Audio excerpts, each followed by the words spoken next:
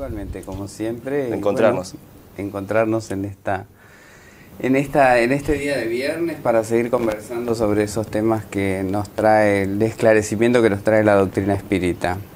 Eduardo, recién hablábamos de un tema bastante profundo, que capaz que estaría bueno en algún momento tocarlo y poder charlarlo. Como quieras. Recién le planteaba a Eduardo, y lo comento, pues estamos hablando fuera de aire, que creo que es la gran pregunta que nos hacemos todos. Yo le decía, mira, voy a arrancar suavecito con vos, Eduardo. Le decía, ¿nos morimos y qué pasa? Le iba preguntando. Y los ojos de Eduardo decían así, dice, bueno. ¿Por dónde empiezo? Claro, ¿Cómo le explico a este muchacho? Claro, la complejidad de lo... Yo lo que le decía es que, bueno, como nosotros, la doctrina espírita nos plantea que nosotros somos un espíritu viviendo una experiencia terrenal y que estamos en un cuerpo físico y que a su vez tenemos el cuerpo físico y tenemos un doble que es el cuerpo espiritual, periespíritu, cuerpo K, que decían los egipcios, modelo organizador biológico, como lo llaman los rusos. Y hoy hay muchas investigaciones sobre ese cuerpo espiritual, aura, cómo lo manejan.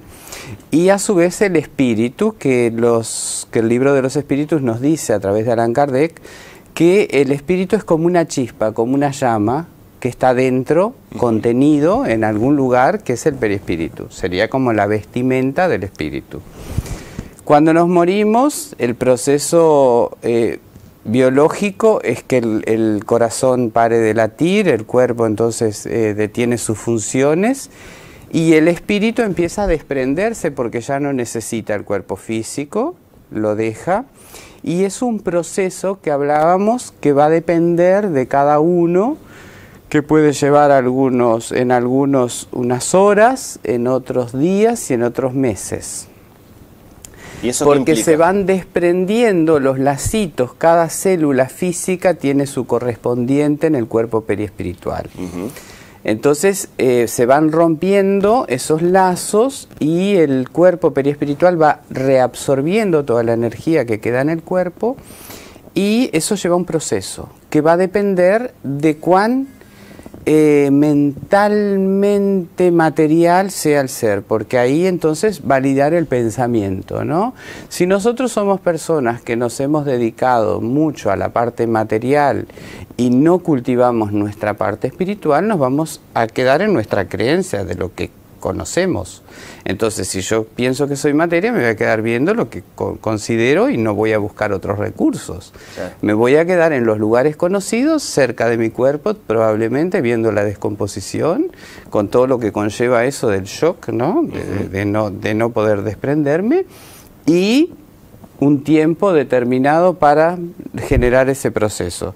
Si soy una persona que espiritualmente se ha cultivado y que tiene conocimiento de que somos espíritus inmortales y que estamos transitoriamente viviendo una experiencia terrenal, inmediatamente voy a recurrir a las herramientas que tengo, que es la oración, empezar a buscar recursos del otro lado, porque sé que del otro lado están mis seres queridos, están mis afectos que ya fueron, que ya estuvieron en la tierra, y voy a pedir ayuda. ¿A quién? A esos seres. Ajá. A esos seres que conozco, seguramente a mis padres, a mis abuelos, a los que ya trascendieron. Voy a pedir a mi espíritu protector, a mi ángel de la guarda, voy a recurrir a Dios como lo conciba, voy a orar, me voy a comunicar con esa inteligencia suprema que es Dios y voy a pedir asistencia y ahí la recibiré. Porque Jesús nos decía, pedid y se te os dará, golpead y se te abrirá. No se violentan las conciencias y no recibiremos nada que no pidamos, porque existe en el universo un orden y hay una sincronicidad. Nosotros tenemos lo que necesitamos y generamos aquello que necesitamos y en consecuencia no se violentan las conciencias. Entonces, bueno, luego, claro, el proceso del otro lado va a ser tan particular como el ser sea. Podemos ser rescatados inmediatamente, llevados a colonias espirituales, mucha gente habla del túnel, hablan del puente, sí.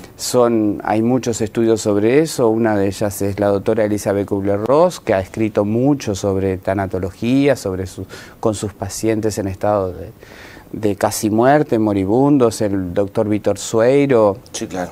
y tantos otros que cuentan a través de sus experiencias en los libros el estado ese del proceso del casi muerte. Y bueno, los seres hablan de un túnel, hablan de un puente, son llevados, y ya en la doctrina espírita ya directamente los espíritus cuentan a través de esa obra de André Luis, que son libros psicografados, que son más de 13 obras y muchos otros romances que cuentan de las colonias espirituales, que son ciudades en otro plano donde somos llevados a nuestra primera estancia para llegar y empezar a recomponernos como aves que llegan de un largo viaje y tienen que empezar a readaptarse, a conocer ese mundo espiritual, de alguna manera a empezar a sentir nuevamente las sensaciones de ese lugar y adaptarnos a otra modalidad de vida. Vos sabés que yo hablaba con un psicólogo, al cual conozco, y te sumo, Raúl, por cierto, para preguntarte tu opinión a propósito de todo esto. Me parece muy interesante, si me permitís, Eduardo, por cierto. Hablaba con un psicólogo y él me decía que una de las grandes consultas por las cuales la gente termina yendo, o él descubre detrás de un momento particular de la persona, tal vez de sentirse mal, sentirse angustiado, es justamente no tener esta respuesta, buscarla y no encontrarla. Porque algunos no sienten la fe como lo sienten otros. Entonces, yo soy sincero, yo admiro a las personas que sienten la fe porque, digo, tienen una respuesta a una pregunta que es esencial. En tu caso, ¿cómo es, Raúl? Claro, la fe, yo hago reflexología, me dedico a intentar mejorar a las personas que vienen y me dicen, me pasa algo. La fe es como un sentimiento de cuarta dimensión, ¿no? El ancho, el largo, el espesor, la cuarta dimensión no se ve, pero se tiene que sentir. Entonces el desafío básico de la fe es creer en lo que no veo, que es una interrogante bastante importante. Y yo creo que eso parte, como lo explica en forma excelente Eduardo, ¿no? Él es muy claro al hablar. Viene de acuerdo a que la creencia tiene una base que es la educación de cada uno de nosotros, nuestra sensibilidad y cómo nosotros formamos esa posibilidad de ayuda, como tú bien lo decís. ¿Cuándo nos acordamos? Cuando dice ese terapeuta, la gente me pregunta, ¿cuándo? Cuando estoy enfermo, cuando falleció alguien muy querido y no sé qué hacer, voy a tomar una gran decisión o una separación. Yo creo que para cada ser humano la misma patología o el mismo hecho cursa con diferentes reacciones, ¿verdad? Entonces, una gripe, si yo pongo 10 pacientes con una gripe H1N1, van a ser 10 gripes diferentes, porque cada uno va a afectar, a pesar de que haya un patrón común en esa enfermedad, la afectación es diferente en cada uno, ¿verdad? A pesar de que todos tienen el mismo virus. Claro. Entonces, nosotros en nuestras opiniones, en nuestras creencias, hacen que luego deriven en la gran duda existencial o en la enfermedad, que justamente es la consecuencia o es la derivación de esa duda, el de por qué, de esa angustia, ¿verdad? Ahí es donde nosotros, Eduardo dijo en un momento, hay un orden en el universo. Bueno, pero ese orden nosotros lo alteramos con frecuencia por no tener una educación fuera de la formalidad educativa, ¿verdad? ¿Para qué estoy? ¿Hacia dónde vamos? ¿Quiénes somos? ¿De dónde venimos? Esas preguntas no se contestan ni en la escuela, ni en el liceo, ni en los estudios terciarios. Claro. Esa pregunta se contesta cuando uno para el motor de la vida y generalmente cuando lo paramos es cuando nos enfermamos. Mientras no estamos enfermos, entre comillas, seguimos adelante con lo mundano. Entonces, con la diaria. Claro, la diaria. Y la diaria ocupa... de alguna manera nosotros provocamos que la diaria, como decís tú, nos ocupe las 24 horas. Sí. Entonces no tengo tiempo para saber quién soy. No nos detenemos. No tengo tiempo para decir, como me pasa a veces con pacientes que, sí, yo la verdad que ahora estoy solo y no sé qué hacer. Y yo les digo, claro, el problema es que nunca estuvimos solos. Nuestra forma de crianza es con nuestros padres. Luego salimos, nuestros amigos, dejamos a los padres de lado porque los amigos son increíbles, los padres no entienden nada. Luego tenemos los amigos y alguna pareja, los padres siguen sin entender nada, peor todavía, porque ya tenemos una barra más grande. Y luego, si intentamos vivir con alguien, empezamos a mirar a los padres porque capaz que me ayudan en algo, pero un poco a distancia. Y después vienen los hijos. Entonces, la pregunta de todos nosotros es, ¿cuándo estamos solos con nosotros mismos? ¿En qué momento nosotros provocamos un stop? Decir, bueno, a ver, ahora, ¿quién soy yo? ¿Yo quiero seguir acá? No, pero lo hacemos ¿cuándo? Generalmente cuando viene una enfermedad. Vos sabés, Raúl, que yo siempre digo, y lo hablo con mi grupo de amigos, que charlamos bastante este tipo de cosas, que el momento de la verdad, el momento de mayor realidad del día, es el momento cuando uno viene con la sábana así, se acuesta y antes de dormirse se da cuenta que en realidad uno está solo. Vos podés tener a tu compañera al lado tuyo, ¿no? O tu compañero que fuese, pero en realidad es el momento donde estás solo, es el momento donde podés pensar 2 segundos, 2, 3, hay gente que piensa 3 horas antes de dormirse, sí, y tiene mucho para pensar. Y ese momento donde vos caes y decís, bueno, acá estoy, ¿no? ¿Y qué me pasó? Hay gente que se toma unos minutos para pensar ahí, pero después la diaria te lleva de tal manera en la cual vos estás permanentemente pensando en cosas y ya analizando lo que va a pasar mañana. Es decir, es verdad un poco lo que decía Raúl, ¿no? ¿En qué momento paramos para pensar? Yo creo que el profesor Hippolyte de Nizair-Rival, Allan Kardec, el francés, nos hace una propuesta fantástica cuando él empieza a hacer un análisis profundo, concienzudo de esos fenómenos que se empiezan a dar en Francia, y él empieza a mostrarnos una realidad, que existe un mundo espiritual que nos rodea, ¿no? Y él entonces, de una manera brillante, con un método científico, metodológico de comparación, empieza a hacer consultas a los médiums de diferentes ciudades y empieza a preguntar qué había detrás de todo eso. Entonces empieza a obtener respuestas y codifica la doctrina de los espíritus, que es un manantial de conocimiento que nos hace ver una realidad amplia, dándonos esas respuestas de dónde venimos, para qué estamos, hacia dónde vamos, y nos damos cuenta que somos espíritus inmortales. Cuando tomamos conciencia de eso, todo cambia. Yo soy un ser que está vistiendo esto, como estoy usando este suéter rojo, que seguramente mañana no lo voy a usar, y que voy a usar otro.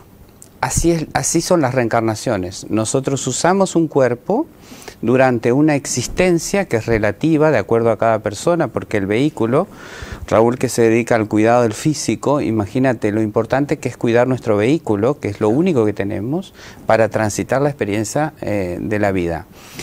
Pero además tendríamos que parar el stop para darnos cuenta de que nosotros venimos a algo mucho más importante, que es la evolución. ¿Cuál es la finalidad del ser de venir a la Tierra? Evolucionar. Claro. ¿De qué forma vamos a evolucionar? Conquistando valores. ¿Y cuál es la guía para conseguir esos valores hoy en una sociedad que es tan diversa, que tenemos una pluralidad de tantas cosas al alcance, ¿no? Y que los valores parece como que estuvieran de acuerdo a las culturas y a las sociedades. Entonces, Allan Kardec le pregunta a los espíritus y ellos le dicen: ved a Jesús. El modelo es el hombre Jesús, ese ser que estuvo hace más de 2000 años y que ejemplifica la vivencia del amor. No hagas al otro lo que no te gustaría que te hicieran, y haz por el otro lo que te gustaría que te hicieran, que es algo tan profundo que hoy nosotros ya salimos a la calle y nos cuesta, porque ahí tenemos que cederle el paso en el semáforo, ser respetuosos en la cola del supermercado, ser compañeros si convivimos con alguien.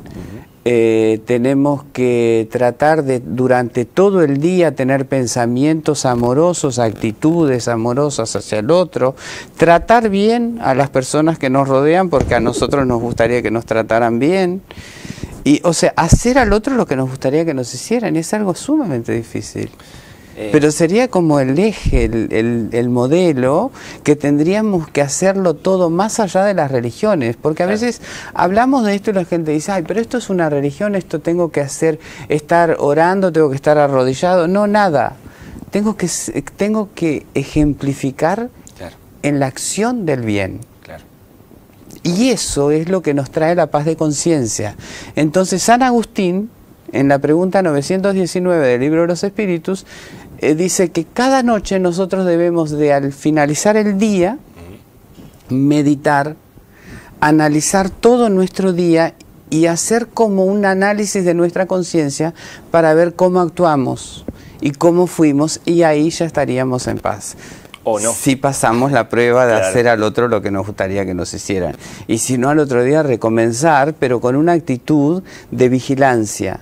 Claro. Porque yo estoy para eso. Yo no vine a distraerme en la tierra y no vine de vacaciones celestes a hacer de cuenta que vine a un paraíso y voy a viajar y voy a ostentar y voy a hacer cualquier cosa con los recursos que la vida me ofrece, que son muchos. Pensaba recién que difícil es eso con toda la información que tenemos, y me pregunto, ser sano, pensaba en ser sano físicamente, ser sano psicológicamente, por supuesto cuidar la cabeza, ¿no? Si con el bombardeo que tenemos, y en esto me hago responsable también porque trabajo en un medio de comunicación, si las personas estamos hoy preparados para el bombardeo de información que tenemos y de consumismo que tenemos también, y cómo desde ese punto de vista podemos sanar la cabeza para sanar también y cuidar nuestro cuerpo, ¿no? Digamos, si tomamos tecnológicamente la cabeza, como decís tú, que es nuestro disco duro, nuestra caja negra, y el soma, el resto del cuerpo, es lo que somatiza los efectos de esa caja negra con respecto a los pensamientos, a las ideas y a las emociones. El cuerpo es el vehículo del alma, muy bien definido, y el cuerpo es el que nos hace que vivamos experiencias, perfecto. Pero a veces las enfermedades aparecen y muchas veces no aparecen en la aparatología. ¿Qué quiero decir? A veces hay pacientes, y esto le ha pasado a millones de personas que se dedican a la salud, que el paciente viene y dice: tengo un dolor en el hipocondrio derecho, bueno, en el abdomen. No sé qué me pasa, bueno, ¿qué se le hace? Bueno, una placa, se le hace una tomografía, se le hace una ecografía, no se encuentra nada. No, mire, usted no tiene nada. No, pero mire, doctor, yo tengo, sabe que me duele. Y claro. Bueno, vamos a hacer un chequeo de sangre, vamos a hacer un chequeo de orina. O sea que entonces, orina, sangre completa, imagenología, con las técnicas actuales. ¿Sabe que yo no le encuentro nada? Hay una cosa, vaya tranquilo, porque usted capaz que... Yo le voy a mandar lo voy a mandar al psiquiatra o al psicólogo, quizás usted está mal, ¿verdad? Entonces se deriva porque el médico ortodoxo clásico no ve. Y está bien, no ve, porque los exámenes muestran que no hay, ¿verdad? Claro, que no hay. Y lo que no nos enseñan en Facultad de Medicina, y que creo que el médico clásico lo tiene que, y creo que cada vez más lo está teniendo, que no viene obviamente por un método curricular, viene por la vida, porque están viendo de que hay algo más siempre hubo algo más. El médico tiene que conocer a ese paciente. No solamente fueron 4 visitas con los exámenes prontos ya, y lo derivo a un psiquiatra, a un psicólogo, sino conocerlo con el tiempo, mirarlo, escucharlo, mirarlo a los ojos, mirar el movimiento de su cuerpo, que es lo que nos enseñaron en facultad, por lo menos yo, en mi generación es la 82, y los viejos médicos nos enseñaban a observar la orina. Hoy obviamente tenemos un pHímetro, tenemos aparatos que lo hacen, pero si no tengo nada de eso, hay un corte eléctrico, ¿cómo hago para saber? Bueno, eso hay que saberlo. Entonces, cuando no se ve, hay que saber escuchar, porque de repente la persona está angustiada, está pasando un muy mal momento, y lo que le está pasando es que se prendió una luz roja, como se prende en nuestro auto, cuando es de presión de aceite, o los frenos, nos está indicando que algo puede funcionar peor. Y ese es el aviso que muchas veces en la tecnología no se ve cuando se examina un paciente.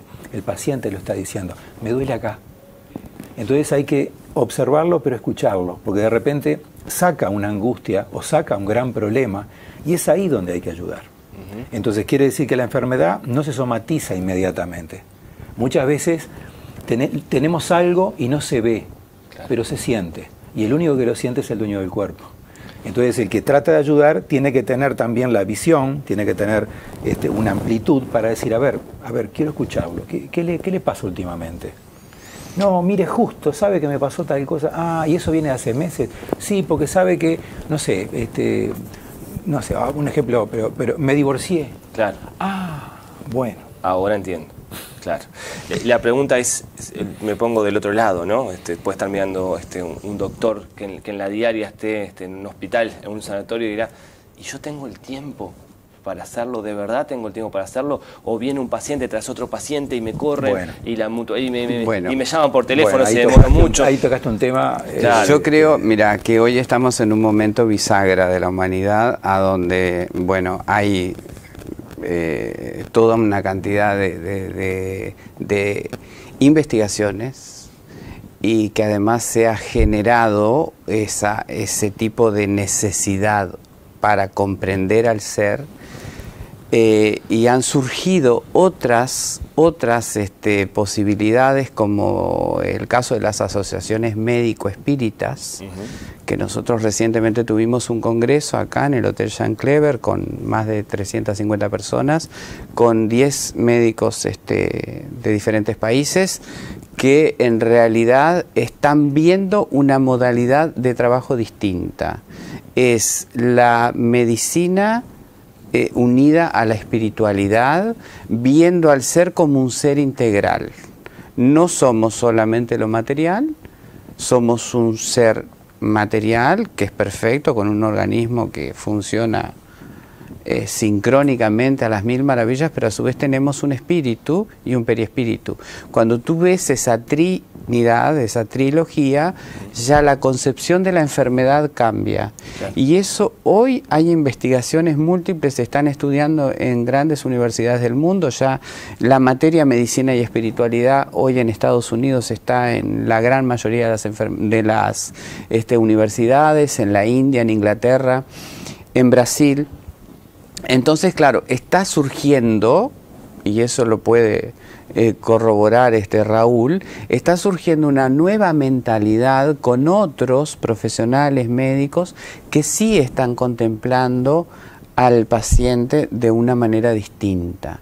Entonces creo que es un momento muy interesante de la humanidad, donde de alguna manera la necesidad y las situaciones nos están llevando a mirarnos como un ser que es mucho más complejo de lo que vemos. Estamos llegando al final del programa, me queda apenas un minuto para lo último que quieran decir, y agradecerles enormemente porque les cambié un poco de lo que venían a hablar, pero la verdad que lo sentí así, se fue dando así la charla, y espero que la gente haya disfrutado como lo disfruté yo. Raúl. Hay un clic, lo siento, lo veo en la gente, lo veo en las preguntas, en las respuestas y a veces en los silencios de muchos pacientes. Hay un clic en general. La gente joven, la gente adulta y la gente más adulta, que también está haciéndose preguntas que hace 30, 40 años no se las hacía. Para mí hay una revolución, o sea, volver a evolucionar de alguna manera, eso es un poco la definición, a veces la gente se puede confundir. Hay una revolución, y creo que esto va a traer cambios a corto plazo. O sea, a corto plazo, lo siento así, va a haber como despertares que van a costar, los despertares y los nacimientos, ¿no? Parirás con dolor, decía la Biblia. Sí. Bueno, no era al parto, era al parto de la humanidad. Así que creo que esas cosas van a traer esos dolores, pero después viene el llanto y viene el bebé, que será otro dolor, otro problema, pero salió, ¿verdad? Pero vamos de a uno. Yo creo, seguro. Sí, si vienen de a 4 también, va a ser un llanto, 4 llantos y 4 dolores después a posteriori. Pero creo sí en que siento que ese clic se está dando, y realmente va a haber van a haber verdades que van a caer, y detrás de esa verdad va a estar la que siempre estuvo detrás. Es así. Eduardo, yo invitar a la gente a que siga estudiando estos temas, que lean a Kardec.